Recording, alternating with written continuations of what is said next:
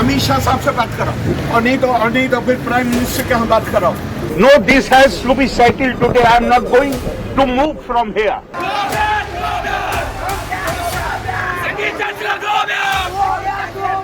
കൊടുങ്ങല്ലൂരിലെ സുന്ദരൻ ഗോവിന്ദൻ, ആലുവയിലെ സുജിത്ത്, ആലങ്ങാട്ടെ സുധി, ആലുവയിലെ രാമേന്ദ്രൻ, കൊടുങ്ങല്ലൂരിലെ സജീവൻ, ഇവരെല്ലാം RSS പ്രവർത്തകരാണ്.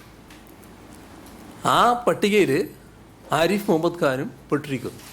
അദ്ദേഹം കേരളത്തിൻ്റെ ഗവർണർ എന്ന നിലയിലുള്ള ആ പ്രത്യേക സ്ഥാനവും പദവിയും ഉപയോഗിച്ച് നേടിയിരുന്ന സുരക്ഷയിൽ നിന്ന് മാറി കേരളത്തിലെ ചില RSSകാർക്ക് നേരത്തെ കേന്ദ്ര ഗവൺമെൻറ് ഒരുക്കിയിട്ടുള്ള സുരക്ഷയുടെ സൗകര്യത്തിൻ്റെ ആ കൂടിൽ ഒതുങ്ങാനാണ് അദ്ദേഹം ഇപ്പോൾ തയ്യാറായിട്ടുള്ളത്.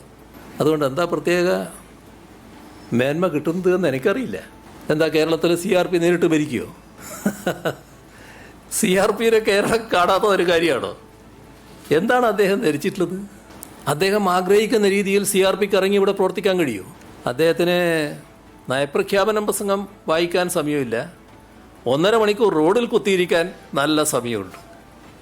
വളരെ ബേഷ്. സംസ്ഥാനത്തിൻ്റെ കാര്യത്തിലുള്ള കേന്ദ്ര ഇടപെടലായിട്ട് ഇതുവരെ വന്നിട്ടില്ല.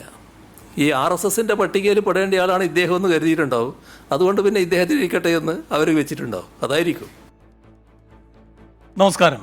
കൊല്ലം നിലമേൽ MC റോഡിൽ ഗവർണർ ആരിഫ് മുഹമ്മദ് ഖാൻ ഇന്ന് കാട്ടിക്കൂട്ടിയത് എന്തൊക്കെയാണ്? കടവരാന്തയിലിരുന്ന് അമിത്ഷാജിയെയും മോദിജിയെയും നേരിട്ട് വിളിക്കെന്ന് ആക്രോശിച്ചത് വില കുറഞ്ഞ വീമ്പ് കാട്ടലോ? CRPFനെ ഇറക്കി സുരക്ഷ ഉറപ്പാക്കി എന്ന കേന്ദ്ര നാട്യം കേരളത്തിൽ ചെലവാകുമോ? എന്താ കേരളത്തിൽ CRP നേരിട്ട് ഭരിക്കുമോ എന്ന മുഖ്യമന്ത്രിയുടെ ഒറ്റ ചോദ്യത്തിൽ ചൂളിപ്പോയത് ആരെല്ലാം? ഈ വിഷയമാണ് എൻകൗണ്ടർ ചർച്ച ചെയ്യുന്നത്. ഗവർണറുടെ റോഡ് ഷോയോ?